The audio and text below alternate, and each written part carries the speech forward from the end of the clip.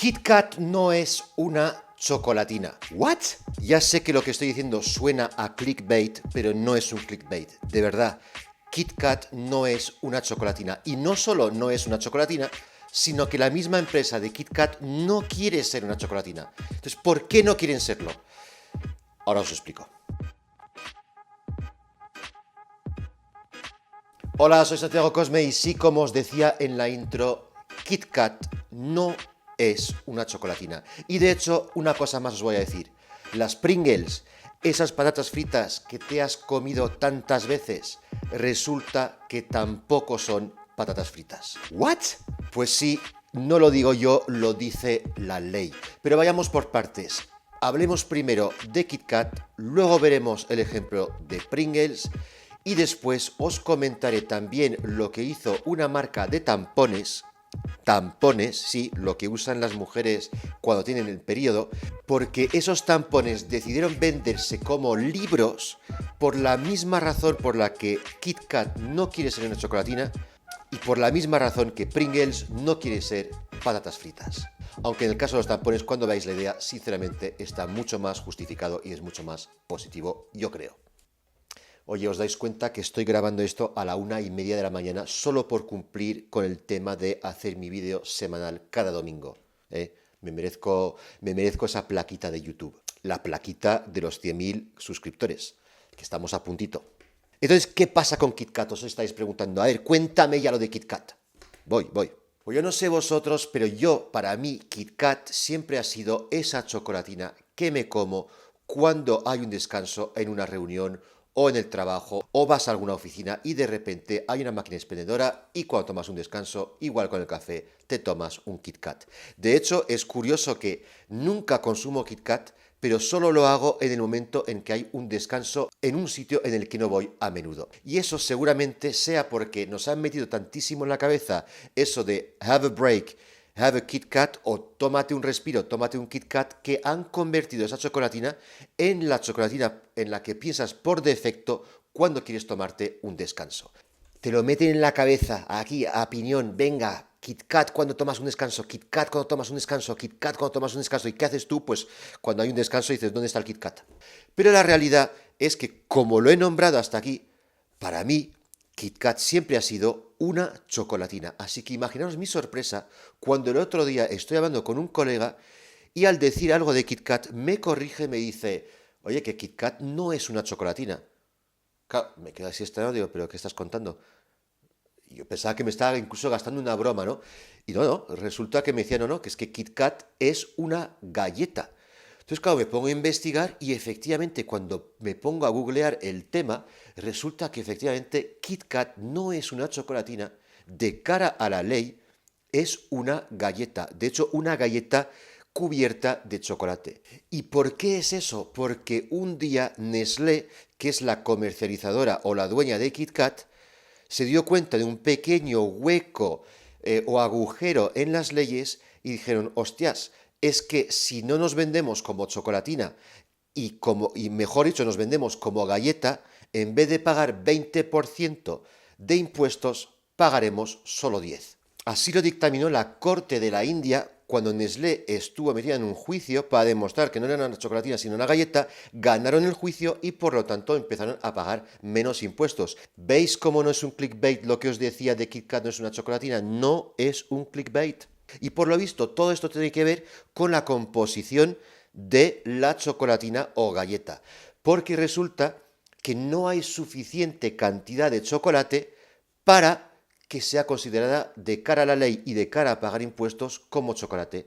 Como la mayor parte de los ingredientes es galleta, pagará como galleta. Pero claro, lo curioso de esto es que Kit Kat nunca se ha molestado en decir a la gente, oye, no me llaméis chocolatina, que somos una galleta. A ellos que la gente les diga chocolatina les viene de perlas. De hecho, lo curioso es que de cara a la ley quieren ser una galleta, pero fijaos la verbalización que utilizan para llamarse a sí mismos en Google. Barritas de chocolate Kit Kat de Nestlé. ¿Veis lo que os decía? Dicen ellos mismos barrita de chocolate. O sea que de cara a la ley son una galleta rellena de chocolate o cubierta de chocolate, pero luego en su web, Cuando lo buscas te pone claramente barrita de chocolate. O sea, barrita de chocolate. ¿Qué es una barrita de chocolate? Cuando tú oyes barrita de chocolate es chocolate y punto. Un Kinder, una barrita de Milka y un Kit Kat. O sea, son barritas de chocolate cuando les place, son galletas cuando les viene bien. Un poquito de... ¿eh? Cuando ves cosas así, es cuando te dices a ti mismo, pues sabes que a partir de hoy yo ya no soy un humano, sino que paso oficialmente a ser, porque así me siento, una cabra. Bueno, esto creo que es más bien oveja lo que me ha salido, ¿no? Porque siendo una cabra, obviamente pagaré mucho menos impuestos, o por lo menos me libraré de la cuota de autónomos. Pero entonces, habiendo visto este ejemplo de KitKat, resulta que me pongo a investigar, igual lo hago por mi mente curiosa o lo que sea, y resulta que me encuentro con otro caso prácticamente idéntico a raíz de esos cambios que ha habido con los GST, Goods and Services Taxes, básicamente las tasas que se imponen a los productos, y resulta que otro producto que has comido y has nombrado un montón de veces de una manera muy específica, resulta que no es lo que tú crees que es. ¿A cuál me refiero? A las Pringles. Resulta que las Pringles que tú siempre has llamado patatas fritas no son, de cara a la ley, patatas fritas. ¿Qué? En este caso lo dictaminó el Tribunal Supremo Británico al explicar que el aperitivo tiene una forma artificial y que contiene menos del 50% del que debía ser su principal componente, es decir, la patata. O sea que nos hemos hinchado a comer Pringles pensando que eran patatas y realmente no lo son. Un poquito what the fuck. Entonces, si buscamos lo que son las Pringles, ya que dices, vale, pues si no es una patata, la pregunta obvia es, entonces, ¿qué es? Pues resulta, cuando miras lo que es las Pringles, resulta que están hechas de patatas deshidratadas, entonces dices, bueno, pues patatas, que se mezclan con harinas, almidones de diferentes cereales, maltodextrina, levaduras y sal. Todo eso se fríe en aceite de girasol y se le pone una capita de maíz. Cuando lo lees así dices, pero qué asquerosidad me he comido. Pero resulta que esas patatas deshidratadas, o no deshidratadas, da igual como estén, solo son 42% de los ingredientes de las Pringles, con lo cual, como minoritariamente son patata, pueden no ser llamadas patatas y no tienen por qué ser patatas fritas de cara a la ley. Con lo cual, la Pringle es en realidad una galleta salada. ¿Y por qué es importante esto? Porque de repente en los supermercados, Pringles ya no pasa a ser una patata frita, sino que se le consideraría un aperitivo de patata o un producto de aperitivo frito, pero no patata frita. O sea, cuando lo lees dices, pero sinceramente, tío, me estás diciendo lo mismo. Pues no, aperitivo frito o aperitivo de patata, pero en ningún caso patata frita. ¿Y por qué esto es importante para Procter & Gamble, la empresa que los comercializa? Porque las patatas fritas pagan 17,5% de IVA, mientras que los aperitivos salados, galletas saladas o aperitivos de patata solo pagan un 5%. Imagínate los millones que se ahorra Procter & Gamble por no ser una patata frita. Pero lo curioso es que hasta el 2008 Pringles no tenía o no tuvo nunca un problema con ser una patata frita. Pero cuando hubo un cambio de las leyes, intentaron aprovechar el momento y diciendo, oye, vamos a ver aquí, que es que nos podemos ahorrar millones y millones. Imagínate Pringles, la cantidad de Pringles que venden en el mundo.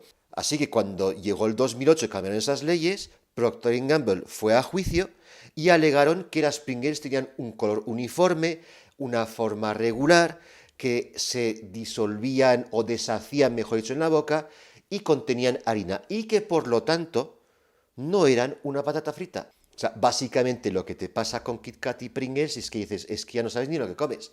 O sea, dices, ahora me voy a meter un helado y van a decirme, no, no es un helado, es un zumo. Entonces yo vuelvo a repetir, yo no soy un ser humano, soy una cabra. Y por lo tanto no debería pagar mi cuota de autónomos. Tengo la cabeza como un bombo de estar todo el día en el parque bebiendo cervecitas. Pero aquí estoy. Pero luego esto me hizo recordar otra cosa más que vi muy recientemente, porque claro, de Kit Kat es del 2000, Pringles un poquito más reciente, 2008 por ahí, y resulta que el año pasado, hace 2 años, una marca de tampones hizo algo muy similar, pero quizás estaba más justificado. ¿Por qué? Porque resulta que los tampones, y esta campaña que os voy a comentar viene de Alemania, los tampones ahí tienen las mismas tasas o mismos impuestos que los productos de lujo. Es decir, un producto que es de higiene femenina, incluso podemos decir de salud, tiene los mismos impuestos o paga los mismos impuestos o está regido por las mismas tasas o leyes que los productos de lujo. Es decir, lo mismo que Gucci o Louis Vuitton. Entonces, claro, te pones a comparar o se ponían a comparar y decían, vamos a ver, ¿cómo es posible que otros productos como las trufas, los cuadros pintados al óleo o el caviar, resulta que ellos solo pagan 7% o solo se les impone un 7% de impuestos, sin embargo los tampones 19%? O sea, ¿qué está pasando aquí? El caviar, las trufas y los cuadros pintados al óleo claramente son más productos de lujo que los tampones, así que debemos cambiar esto. ¿Y qué hicieron?